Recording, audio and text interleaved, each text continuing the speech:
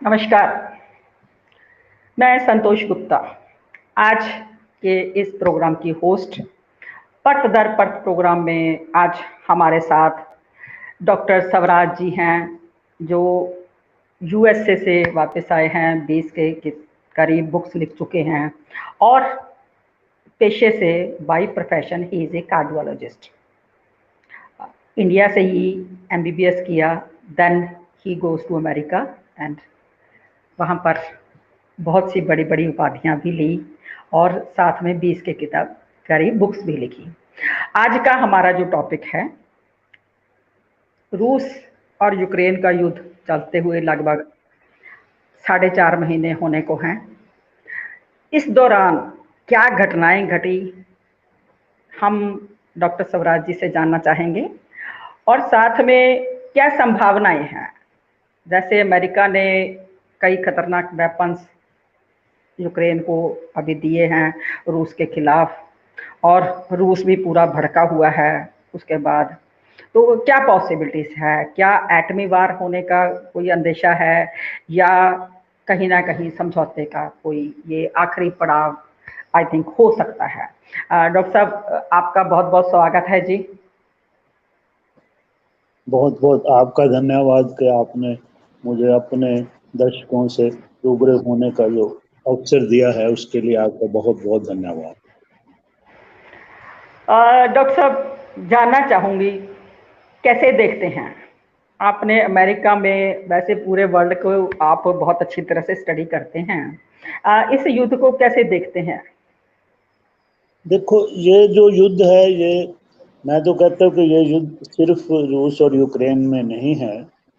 ये रूस का और जो सारे पश्चिमी देशों, खासकर अमेरिका से युद्ध चल रहा है। रूस यूक्रेन तो सिर्फ एक मोहरा है।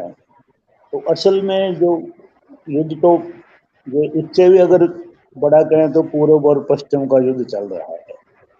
तो अभी जो पिछली 2 सदियों से पश्चिम की जो प्रबलता है, जो चौधर है, वो खत्म होने वाली है। तो वो नहीं चाहते, हर कीमत पे अमेरिका और पश्चिम अपनी चौधर बनाए रखना चाहते हैं।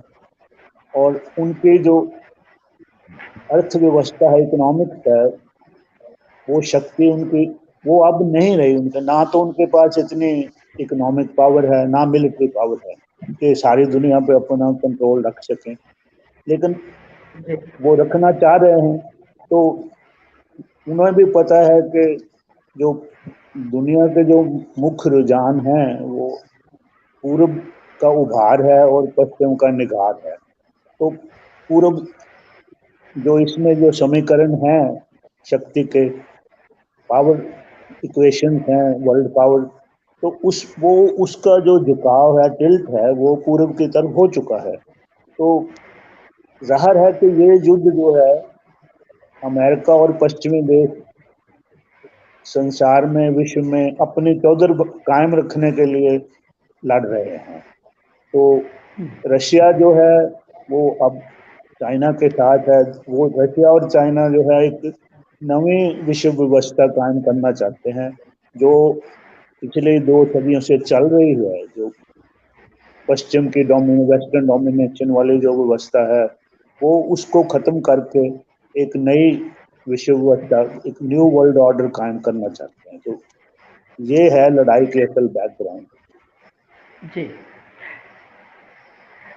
तो ये जो लड़ाई की बैकग्राउंड एक मिनट हम देखते हैं, यानी इसमें सबसे बड़ी जो प्रॉब्लम है वो है अमेरिकन और नाटो जो देश हैं, उनको अपनी वर्चस्व जो बनाए रखना चाहते हैं, वो डोमिनेट करना चाहते हैं। लेकिन अब रशिया और चाइना के जो नए समीकरण बने हैं, इन नए समीकरणों के बीच में उनको अपने डोमिनेंट बनाए रखना मुश्किल हो रहा है। इसीलिए उन्होंने यूक्रेन को एक माध्यम बनाया है, एक मोहरा बनाया है। अभी तक जो ये घटनाक्रम में किस तरह के उठापटक हुई है, ये भी थोड़ा सा हमारे दर्शकों को समझाने की कोशिश कीजिएगा। देखो, रशिया के जो गोल्स थे, जो उनके एम्स और निशाने थे, वो तो उनको चल रहे हैं, लगभग पूरे कर लिए हैं उन्होंने। अभी अभी अभी अभी खबर आई है, जो ब्रेकिंग न्यूज है कि एक जो लिचेंस्क शहर है वो अभी उन्होंने कब्जा कर लिया, और बड़ी रशिया ने बड़ी प्रोमिनेंट ढंग से वो एक न्यूज, ब्रेकिंग न्यूज दी है। अभी जब हम बात शुरू कर रहे थे अभी आई है न्यूज कि उन्होंने वो जो है, जो लिचेंस्क एक शहर है, वो डॉनबास का जो इलाका है उसमें एक डोनेट्स्क दरिया है, एक दो उसमें बड़े शहर है, एक सेवेरोडोनेट्स्क है, एक लिचेंस्क है। तो ये दो उस इलाके के सबके बड़े शहर है। पहले उन्होंने जो उस तरफ, दूसरी तरफ दरिया के शहर था बड़ा, वो उस पे कब्जा कर लिया। अब इस तरफ दरिया के जो युद्ध चल रहा था, तो अभी अभी उन्होंने ये शहर भी जीत रहे। तो फॉर ऑल प्रैक्टिकल पर्पसेज अगर कहें कि उन्होंने सारा जो इलाका है डॉनबास का, वो अभी उन्होंने काबू कर लिया है। तो रशिया के जो गोल्स थे इस युद्ध में वो थे कि उनका जो, एक तो क्रीमिया का इलाका तो उन्होंने 2014 में ले लिया था, वो कहते ये हमारा इलाका है, हम वापस ले रहे हैं। लेकिन वो क्रीमिया जो है वो बाकी के जो रशिया से जो रशियन बोले जाना वाला यूक्रेन का इलाका है, जिसे रशिया अपने में मिलाना चाहता है, जहाँ वो रशियन स्पीकिंग लोग हैं, रशियन ओरिजिन के लोग हैं, मूल ही उनका रशियन है, तो वो उन्होंने अपनी इंडिपेंडेंस डिक्लेयर करते थे यूक्रेन से, तो रशिया ने उनको मान लिया था। तो जाहिर है कि वो इलाका तो रशिया से मिलना चाहता है। तो लेकिन एक तरफ क्रीमिया था तो एक तरफ डॉनबास का इलाका है, तो इनमें दोनों में जो एक रशिया चाहता था कि कॉरिडोर जो है, गलियारा बोलते हैं जिसको, कि वो एस्टेब्लिश किया जाए। तो ये थे रशिया के जो गोल्स थे लड़ाई शुरू करने से पहले। तो आज वो पूरे तो हो गए हैं आज, क्योंकि जो इलाका ये जो है डॉनबास का जिसको हम कहते हैं, ये वो इलाका है जहाँ वो डोनेट्स्क एंड लुहांस्क जो दो इलाके इसमें रिपब्लिक बने हुए थे, ये रशियन मूल के लोग हैं, रशियन स्पीकिंग लोग हैं। तो इन्होंने तो पहले ही यूक्रेन से अपनी आज़ादी की घोषणा कर दी, डिक्लेयर कर दी इंडिपेंडेंस, और रशिया ने इनको मान्यता दे दी थी। तो अभी तो सिर्फ ये था कि इस इलाके को पूरी तरह से यूक्रेन के कब्जे से छुड़ाना, और इस इलाके का जो क्रीमिया के साथ एक कनेक्शन, जो लैंड कनेक्शन बनाना, वो इलाका वो रशिया ने जीत लिया पहले, अब इस इलाके को पूरी तरह जीत लिया है। तो उनके तो गोल जो है खत्म हो गए, अचीव हो गए हैं, उन्होंने अपने जो हासिल कर लिए हैं, जो उनके निशाने थे, जो मंतव्य थे। तो अब तो लड़ाई जो लंबी हो रही है, तो ये दूसरी वेस्ट नहीं चाहता कि लड़ाई खत्म हो। उनको लगता है कि रशिया जो है, हम यूक्रेन को इतना हथियार देंगे, इतना पैसा देंगे, लड़े जाए, और रूस भी कमजोर होगा, लड़ाई तो रूस को कमजोर करना चाहते हैं, तो इसलिए वो लड़ाई लंबी, वो हथियार दे रहे हैं। लेकिन जो रूस ने करना था वो तो कर लिया, लेकिन रशिया जो है, रूस जो है, मेरा नहीं ख्याल कि सीज फायर नहीं डिक्लेयर करेगा कि मैंने जो करना था कर लिया, क्योंकि उससे उसकी जो बार्गेनिंग पोजीशन है वो कमजोर होती है। क्योंकि बेशक उसने जितना लेना था वो ले लिया, लेकिन वो कहेगा कि हम थोड़ा और जो है, लड़ाई जितनी देर बंद नहीं होती उतनी देर वो थोड़ा और, इसको जो अंग्रेजी में बोलते हैं land of war of attrition, ये लंबी, वो भी चाहते हैं कि अगर तंग आके फिर यूक्रेन, अगर वो अभी कहते हैं कि भाई यहाँ कर लो, तो वो नहीं मानेगा, वो कहेगा कि देखो जी, हमारा जो आपने इलाका लिया हमें वापस करो। तो लेकिन जब उन्हें लगेगा कि ना सिर्फ ये इलाका जा रहा है, बल्कि स्लोली रशिया और भी इलाका ले रहा है, तो फिर वो बातचीत करेंगे, जो जितना है बनता है ये, अगर लड़ाई और लंबी होती है तो हमारा और इलाका जा रहा है। तो ये एक रशिया का यानी लॉजिक लगता है। या, मैं यहाँ पर थोड़ा सा आपको रोक रही हूँ। यानी अब तक की जो हमारी बातचीत में ये क्लियर हो रहा है कि यूक्रेन हाथ खड़े करे, लेकिन यूक्रेन के पीछे क्योंकि वेस्टर्न कंट्रीज का दबाव है, वो उसको हथियार दिए जा रहे हैं, हल्लाशरी दिए जा रहे हैं, वकफ करी जा रहे हैं, तो लड़ो लड़ो कोई बात नहीं है, हम आपके पीछे हैं। लेकिन इस समय नुकसान तो पूरी तरह से यूक्रेन का ही हो रहा है, यूक्रेन तबाह हो रहा है। तो एक और बात पश्चिम है, देशों का तो जी लेकिन एक रिस्क है कि रशिया के पास एक और हथियार है, बड़ा हथियार, कि जब भी रशिया चाहे कि अगर हालात उसके कंट्रोल से बाहर हो रहे हैं, कि इतना हथियार उसको दे दे, और जो वेस्टर्न कंट्रीज ने, और हथियार के साथ वो और कई तरह की मदद कर रहे हैं, वो इंटेलिजेंस भी दे रहे हैं, रिपोर्ट्स भी दे रहे हैं, सिखलाई करने के लिए भी जो ट्रेनर भी भेजते हैं फौज को सिखलाई देने, और वो कहते हैं कि जो अपने आदमी भी उन्होंने भेजे हुए हैं मर्सनरी, वो कहते हैं हमारे नहीं है, ये तो अपने पैसे लेके लड़ रहे हैं, लेकिन वो ऐसे नहीं है, वो भी उनके ही हैं लोग। तो कई तरह से वो इन्वॉल्व हैं।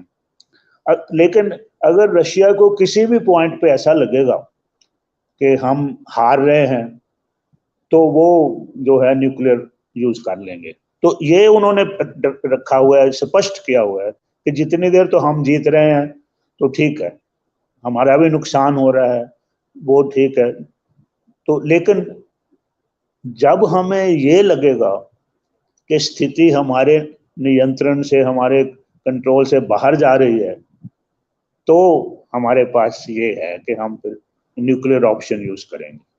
तो यही एक चीज है जो वेस्टर्न कंट्रीज को डराए रखी है कि वो ये रिस्क नहीं ले सकते, क्योंकि उनको पता है कि इसमें जब न्यूक्लियर पावर की बात आती है, तो अगर तो कन्वेंशनल लड़ाई हो रही है, उसमें तो रिसोर्सेज जो हैं वो उनके ज़्यादा हैं, क्योंकि अगर रशिया की फौज है, रशिया के पास हथियार है, लेकिन अगर सारे अमेरिका और नाटो कंट्रीज की फौज और हथियार हम ऐड कर लें, जमा कर लें, तो वो जाहिर है कि रशिया से कई गुना ज़्यादा बन जाती है। तो कन्वेंशनल वारफेयर में तो उनको एज है उनको, लेकिन रशिया ने इसलिए रोका हुआ है, अगर आप ये करेंगे, हमारी लड़ाई हो रही है, अब आप, हमें पता है कि आप उसकी मदद कर रहे हैं, लेकिन अगर आपने इस दर्जे की जो दखल दिया, इस दर्जे का दखल दिया जिससे हमें लगेगा कि हम लड़ाई हार सकते हैं, तो हम हारेंगे नहीं, हम फिर न्यूक्लियर, तो इस यही डर है उनको, और यही उनकी दुचिती है कि वो इतनी रशिया को गुस्से नहीं कर सकते कि रशिया जो है न्यूक्लियर यूज कर ले, कि उनको भी पता है कि उनके पास कोई उसका विकल्प नहीं है। जो अगर रशिया न्यूक्लियर पावर यूज कर लेता है, तो किसी भी वेस्टर्न कंट्री के पास उसको रोकने का साधन नहीं है, कि रशिया को न्यूक्लियर में बहुत ज्यादा एडवांटेज है, क्योंकि कन्वेंशनल वार तो हथियार में थोड़ा सा रशिया को है, लेकिन फिर भी इतना नहीं है। यूक्रेन के पास भी बहुत अच्छे हथियार हैं, वो वेस्टर्न कंट्री ने बहुत बहुत बढ़िया हथियार दिए हुए हैं, लेकिन जब बात न्यूक्लियर की आती है तो उसमें रशिया बहुत ज्यादा आगे है, कि उसकी जो न्यूक्लियर टेक्नोलॉजी है वो कोई भी वेस्टर्न कंट्री उससे नजदीक भी नहीं पहुंचता। और इस लड़ाई में भी, इस युद्ध, जब युद्ध चल रहा है, तभी रशिया ने और ज्यादा न्यूक्लियर वेपन्स डेवलप कर लिए हैं, जिनको कोई भी मतलब रोकने की समर्था उनमें नहीं है। तो इसलिए रशिया की जो यही एक नीति है कि war of attrition, slowly slowly slowly, थोड़ा थोड़ा ये लड़ाई लंबी होती रहेगी, जितनी देर के वेस्टर्न कंट्री कहेंगे नहीं अभी बहुत हो गया, चलो, यही कहेंगे कि भाई जितना तुम, एक फार्मूला वो अखीर में यूरोप तो लगभग ये मान चुका है कि अमेरिका नहीं मान रहा, वो कहते हैं यूक्रेन से कि इलाका दे दो, और जो इलाका दे के अगर शांति होती है, पीस होती है, तो ये कोई बड़ी प्राइस पे करने के नहीं, आपका इतना नुकसान हो रहा है, तो जो इलाका वो मांगते हैं वो दे दो, तो उससे बदले में तुम्हें पीस हो, कम से कम जो बाकी का देश तो तुम्हारा बच जाएगा। तो यूरोपियन कंट्रीज तो यूक्रेन को ये करने को कह चुके हैं, और अमेरिका में भी कुछ लोग हैं जो ये हेनरी किसिंजर जैसे हैं, आप जानते हो, 98 ईयर, 98 साल की उम्र है उनकी।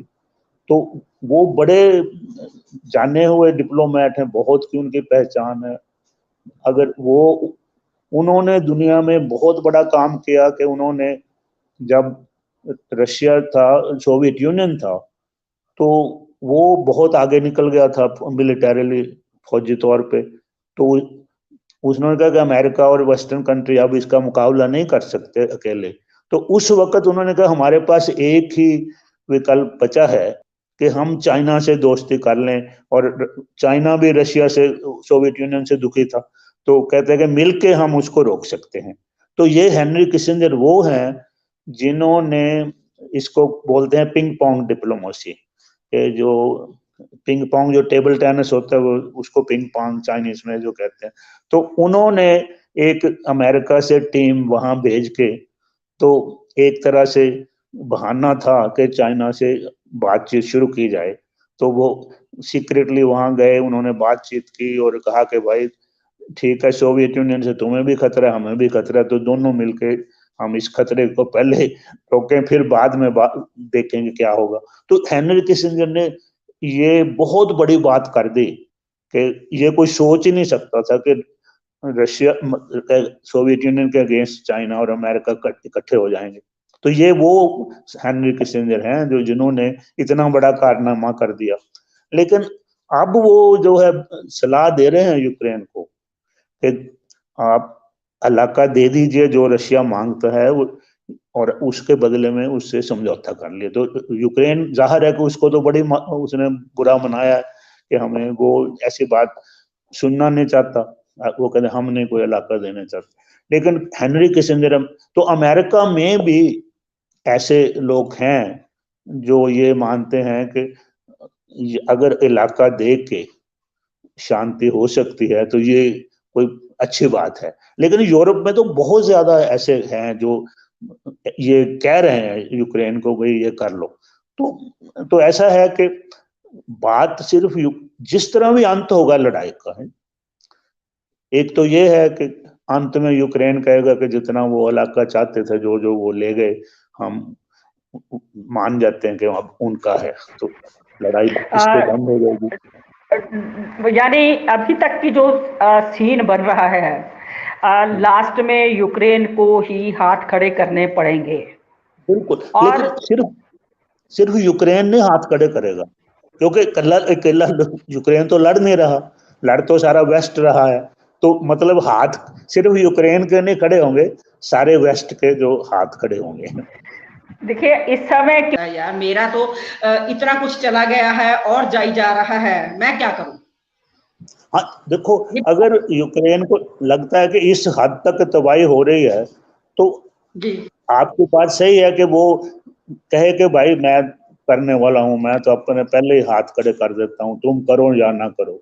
ये भी आपकी जी बात, ऐसा भी हो सकता है। लेकिन जो उसकी संभावना कम है कि यूक्रेन अब इस स्थिति में है कि वो वही करेगा जो उसके जो वेस्ट पश्चिमी देश चाहते हैं, पश्चिमी देश जो उसे करने को कहेंगे। क्योंकि लड़ाई, मैंने जैसे कहा कि यूक्रेन और रूस की नहीं है ये तो किसी भी कीमत पर रशिया जो है वो इनको हराए बिना लड़ाई बंद नहीं करेगा, वो हाथ खड़े करवाएगा। तो क्योंकि अगर अगर वो ऐसे हाथ खड़े कराए बिना लड़ाई खत्म कर देता है, तो फिर तो वो घिर जाएगा, क्योंकि नाटो ने तो अपना कर लिया है। देखो फिनलैंड, स्वीडन और बड़े और देशों को भी कर रहे हैं, यूरोपियन यूनियन में शामिल कर रहे हैं। तो ये तो वो तो रशिया को घेर रहे हैं। तो रशिया के लिए जरूरी हो जाता है, ये सिर्फ ये नहीं है कि जीतना है, ये उनकी सर्वाइवल है कि उनको जीतना ही पड़ेगा, जीतना ही। क्योंकि इनकी जो स्कीम है जो पश्चिमी देशों की, कि वो उनका अल्टीमेट जो मुकाबला है वो चाइना के साथ है। क्योंकि ये व्यापारी लोग हैं, तो उनको भी पता है कि रशिया के पास तो पैसे नहीं है, रशिया इकोनॉमिक पावर तो है नहीं, तो रशिया तो सिर्फ मिलिट्री पावर है, लेकिन इकोनॉमिक पावर तो चाइना है। तो वो असली मुकाबला तो वो है उनका, जैसे बिजनेस वाले लोग कहते जो बिजनेस वाले से ही मुकाबला होगा। तो रशिया उनको लगता है कि चाइना तक पहुंचने के लिए हमें पहले रशिया को खत्म करना पड़ेगा, रशिया को हराना पड़ेगा। तो इसलिए जो है रशिया बेशक लड़ रहा है, लेकिन पूर्व की असली लड़ाई जो है वो जो आर्थिक शक्ति है वो चाइना है। तो इसमें ये देखेंगे कि भारत कहाँ फिट होता है, हम तो मेरा ये मानना है कि हमारे ठीक है यहाँ दो बातें हैं। एक तो कि रशिया से हमारे रशिया मिलिट्री पावर बहुत बड़ी है, इसमें दो राय नहीं है। रशिया का जैसे मैंने कहा मिलिट्री पावर में न्यूक्लियर पावर भी शामिल है। तो जब रशिया के पास वो विकल्प है कि अगर वो कन्वेंशनल कहीं भी उसको लगे कि हमारे लिए दिक्कत हो रही है, कमजोर हो रहे हैं, जहां हम हार सकते हैं, तो वो यूज कर लेंगे न्यूक्लियर ऑप्शन, और उससे कोई भी उनको हरा नहीं सकता, इसमें कोई दो राय नहीं। तो रशिया सबसे बड़ी आज की ये उनको सबसे दुनिया की बड़ी मिलिट्री पावर बना देता है जो उनकी न्यूक्लियर पावर है। तो लेकिन उनके पास आर्थिक शक्ति नहीं है, तो इकोनॉमिक पावर नहीं है, वो चाइना पे डिपेंडेंट है। तो हम जो इंडिया है वो तो रशिया हमारा जो है हमारा साथ तो बहुत पुराना है। रशिया और हम एक परखे हुए जो टाइम टेस्टेड फ्रेंड्स हैं, सबसे भरोसे योग हमारा मित्र रशिया रहा है।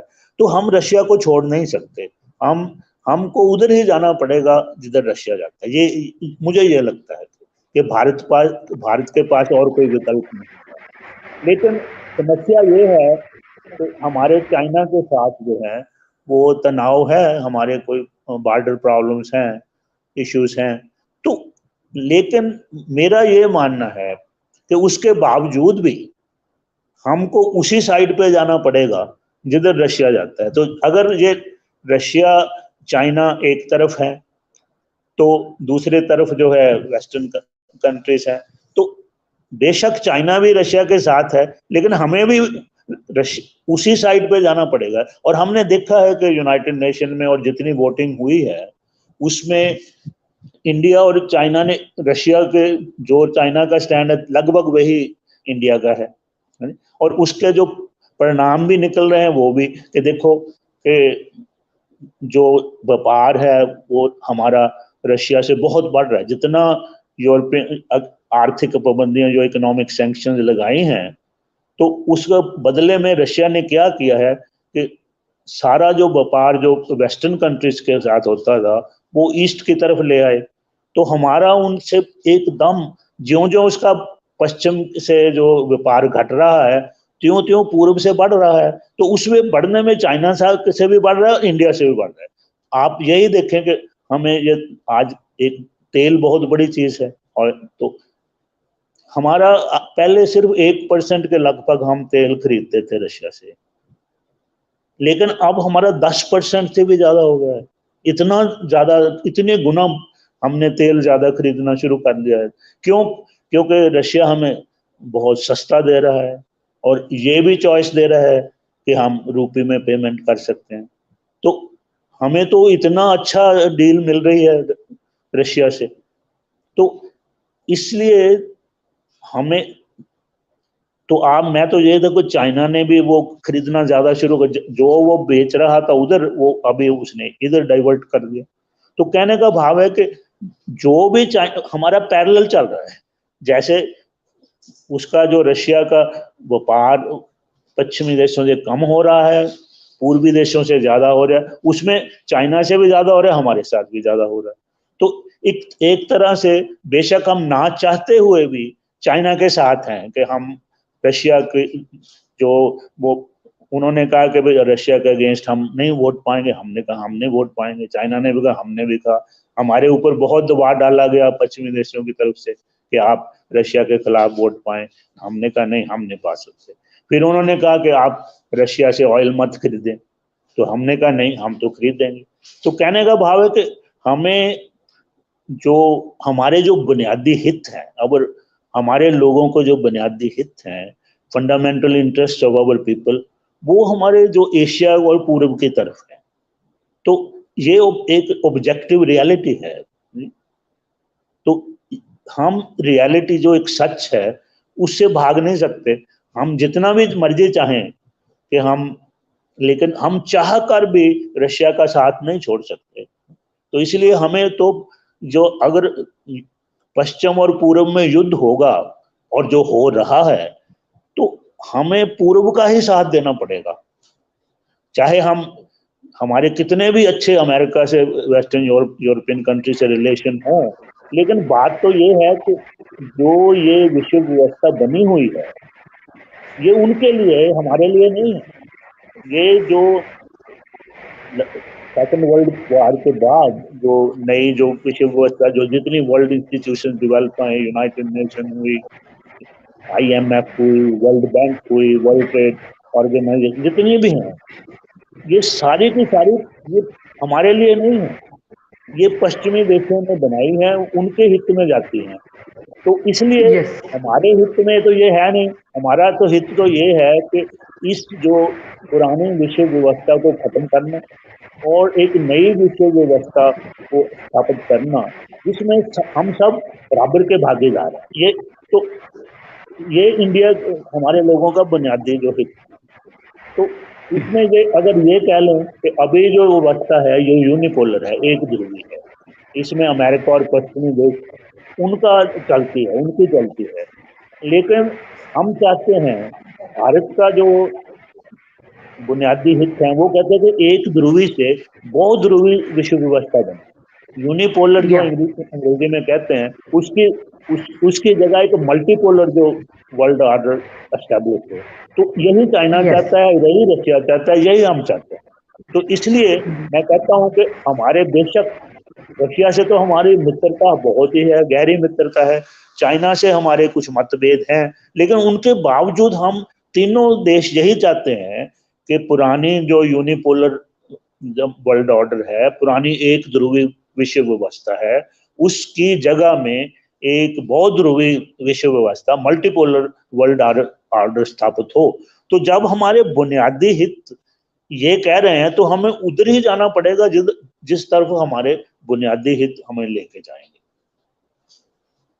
डॉक्टर साहब एक यहाँ सवाल जो मैं जानना चाह रही हूँ, हमारे दर्शक भी जानना चाहेंगे कि जैसे चाइना के साथ आपने भी कहा हमारा तनाव चलता है, वो हमारी काफ़ी ज़मीन हथिया चुका है। पहले एक बार हमला भी किया उसने आज़ादी के बाद, उसके बाद अब भी वो धीरे धीरे अंदर आने की कोशिश कर रहा है। क्या इस ध्रुवीकरण में रशिया और चाइना के साथ दोस्ती की तरह से, जिस तरह से हम आगे बढ़ रहे हैं, कहीं उसका फायदा उठाकर चाइना और हमें, इंडिया को कहीं अंडर प्रेशर तो नहीं कर सकता? क्या लग रहा है, देखो, या करने की कोशिश करेगा? देखो किसी भी चीज में, देखो ना, कोई भी जिंदगी में ऐसी चीज नहीं होती जो ब्लैक एंड व्हाइट है, ये चॉइसेस, ये ठीक है, ये गलत है। तो लाइफ जो है वो हम कहते हैं कि ब्लैक एंड व्हाइट के बीच में ग्रे जोन होता है।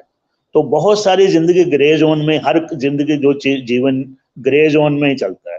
तो ये है, खतरा तो है, चाइना से हमें खतरा है, इसमें कोई दो राय नहीं। लेकिन हमने ये देखा ना कि ज्यादा संभावना क्या है। ज्यादा संभावना ये है कि जो अलायंस बनते हैं अंत में वो बुनियादी हितों के अनुकूल जाते हैं। तो मैंने तो ये देखो ना, एक तरफ तो हमारा चाइना से, आपने कहा कि हमें उनसे खतरा है, दूसरी तरफ ये भी सच्चाई है कि चाइना अब हमारा सबसे बड़ा व्यापारिक ट्रेडिंग पार्टनर है, व्यापारिक साथी।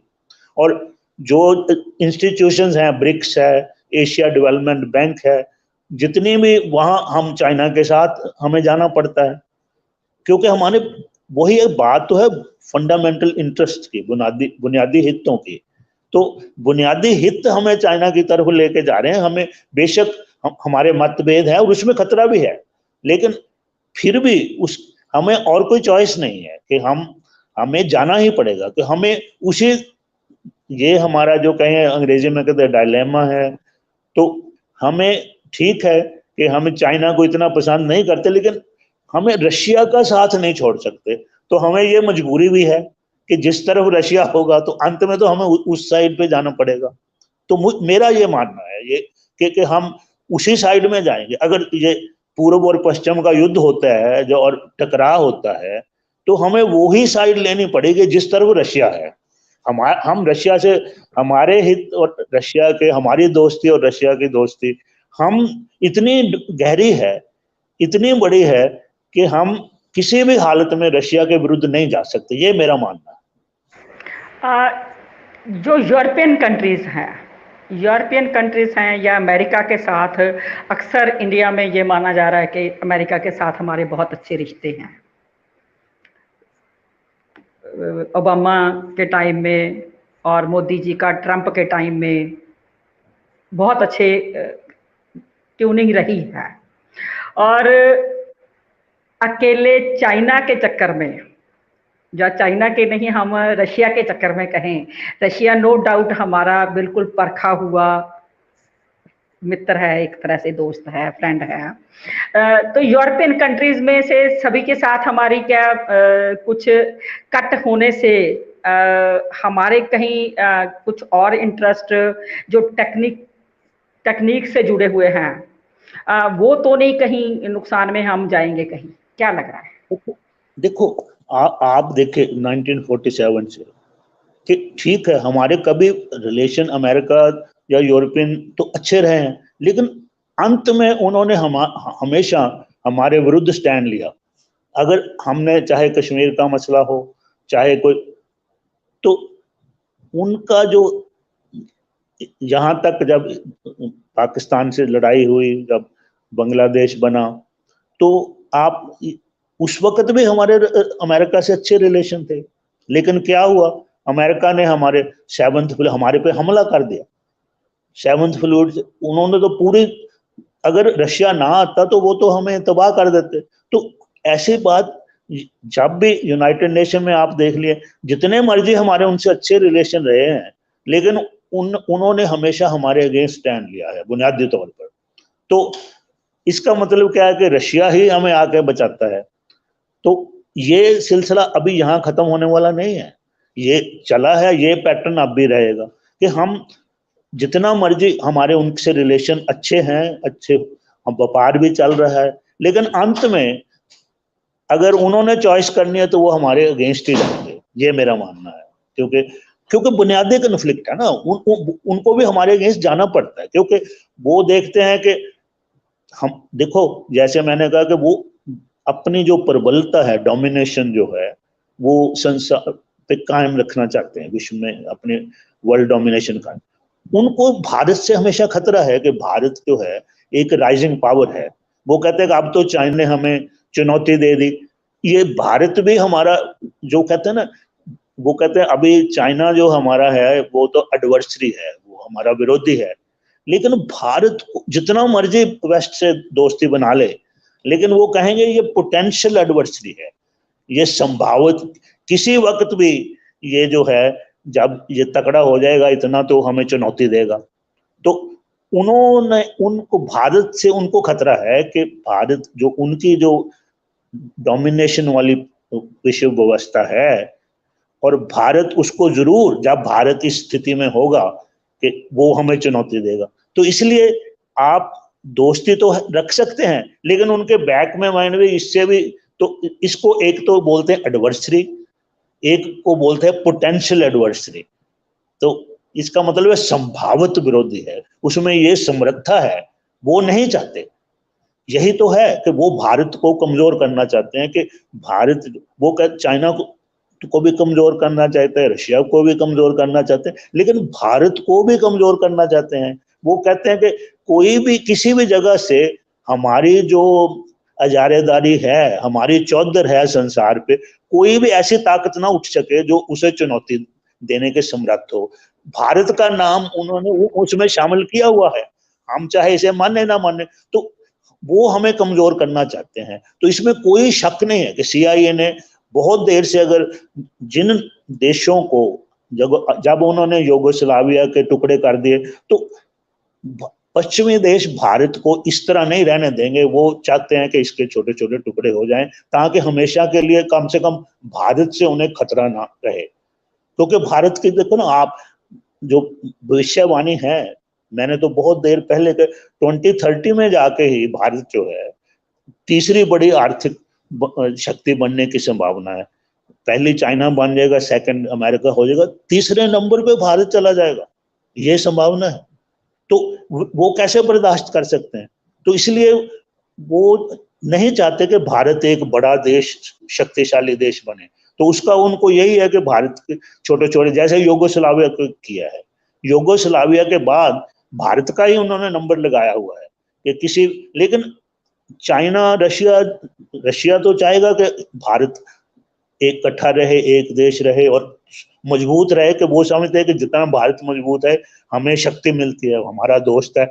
कि चाइना भी यह चाहता है अंत में, अभी तक अगर पश्चिमी देश, हम दोनों पहले भी जो लड़ाई उन्होंने ही करवाई थी, ये भी आप अगर हिस्ट्री पढ़ें तो लड़ाई हमारे पहले हमारे चाइना से बड़े अच्छे संबंध थे, हिंदी चीनी भाइयों ने पंचशील भी किया। लड़ाई अगर आप उसके बहुत डिटेल में पढ़े तो उसका कारण पश्चिमी देश ही थे, किसी तरह से उन्होंने लड़ाई हमारी करवा दी। अब भी वो तो चाहते हैं कि हमारी चाइना से लड़ाई हो, वो तो पूरा जोर लगाएंगे कि, क्योंकि उनका तो फायदा ही फायदा है। अगर भारत और चाइना की लड़ाई हो जाती है तो उनका, एक तो चाइना बड़ा जो विरोधी है वो कमजोर होता है, तो दूसरी तरफ जो वो कहते हैं कि भारत जो किसी समय हमारा विरोध, पोटेंशियल एडवर्सरी, ये भी कमजोर होता है। तो उनके तो दोनों हाथ लड्डू हैं। अगर भारत और चाइना आपस में लड़े तो उनको चुनौती देने वाला कोई नहीं रहेगा। तो उनकी तो यही नीति है कि हमें दोनों ही कमजोर हों।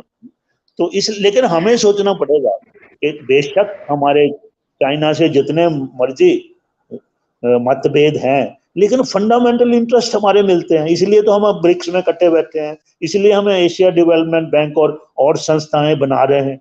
वो पूर्व की हमें पता है कि हमें जो मौजूदा जो विश्व व्यवस्था है उसमें हम दूसरे दर्जे के हैं। दूसरे, जैसे होता है ना, एक पहले दर्जे के शहरी, एक दूसरे दर्जे के शहरी, तो हम दूसरे दर्जे के हैं अभी। तो हम नहीं चाहते, हम क्यों दूसरे दर्जे के बने? हम चाहते हैं कि जो भारतीय जो संस्कृति है इसमें पहले और दूसरे, हम तो ये चाहते हैं कि सारा जो विश्व है, ये हमारा पुराना संकल्प है। ऋग्वेद में भी ये था और गुरु ग्रंथ साहब में तो बहुत है कि हम चाहते हैं कि सारे मनुष्य सरबत का जो सरबत का भला, या सर्वे भवन्तु सुखिना की जो हमारा एक कंसेप्ट है, हमारी एक हजारों सालों का ये कॉन्सेप्ट है कि परमात्मा ने सारे मनुष्य जो हैं वो एक बराबर से पैदा किए हैं। तो हम दूसरा दर्जा एक्सेप्ट कर ही नहीं सकते सिद्धांतक तौर पे। हम तो कहते कोई होना ही नहीं चाहिए पहले और दूसरे दर्जे के या तीसरे दर्जे के, सारे एक बराबर से हों। ये बात वेदों में भी कही गई थी।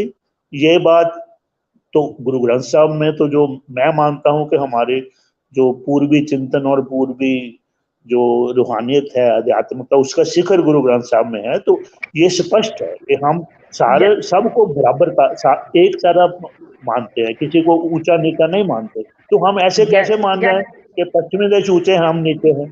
तो हमारे बुनियादी हित है कि ऐसी विश्व व्यवस्था स्थापित हो जिसमें सारे देश जो है वो बराबर के भागीदार हैं।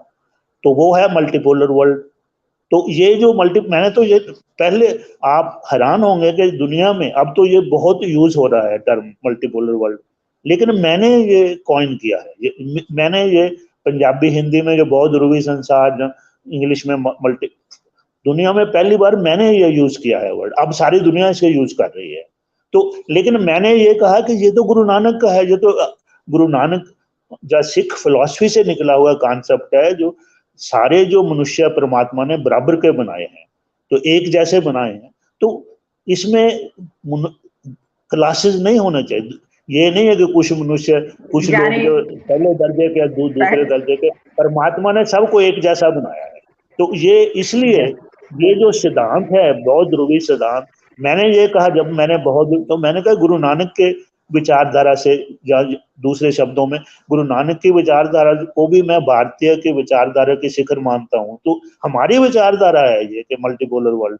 तो इसीलिए तो मैं कहता हूं, अगर रशिया चाइना भी मल्टीपोलर वर्ल्ड कहते हैं तो सिद्धांतक तौर पे भी हम जो है उनके साथ होना पड़ता है कि हमारे सिद्धांत के अनुकूल है। ये चाइना या रशिया का सिद्धांत नहीं, ये तो हमारा सिद्धांत है। तो हम चाहते हैं वो, अगर वो मानते हैं तो अच्छी बात है, वो भी कहते हैं कि हम मल्टीपोलर वर्ल्ड मानते हैं, तो हम तो एक जो बहुध्रुवी विश्व व्यवस्था स्थापित करना हमारे सिद्धांतों के भी अनुकूल है और हमारे लोगों के बुनियादी हितों के भी अनुकूल है। तो हम ये नहीं चाहते कि हम तो सबका भला, देखो ना, सरबत दा भला है। डॉक्टर साहब यहाँ पर यानी इस समय जो सारी बातचीत का नतीजा जो निकल रहा है उसमें से यही है कि यानी जब तक यूक्रेन लड़ेगा उसका नुकसान होगा ही होगा। कुछ नुकसान रशिया का भी होगा।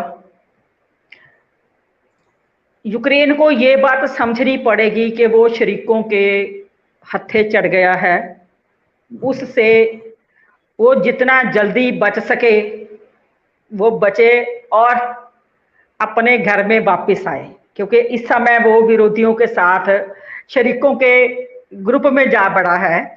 उसको चाहिए कि वो अपने परिवार के साथ मिले, अपने ग्रुप में आए और उससे आप सब जो एशियन कंट्रीज हैं या हम पूर्वी देश की बात करते हैं तो ये एक अलग से अपने एक पावर बन के उभरेंगे, डोमिनेट करेंगे, दूसरों के हाथों में नहीं खेलेंगे, दूसरे हमारा नुकसान नहीं कर पाएंगे। जी, आप ठीक थैंक यू वेरी मच। बहुत अच्छा कहा आपने। यही अच्छी बात है कि हम ये उम्मीद रख सकते हैं कि यूक्रेन को ही ये समझ आ जाए कि वो गलत लड़ाई लड़ रहा है। तो लड़ाई सिर्फ रूस और यूक्रेन में नहीं है, ये तो एक नई विश्व व्यवस्था स्थापित करने की लड़ाई है जिसमें सारे देशों का भला है। यस जी, thank you very much. Thank you जी, थैंक यू।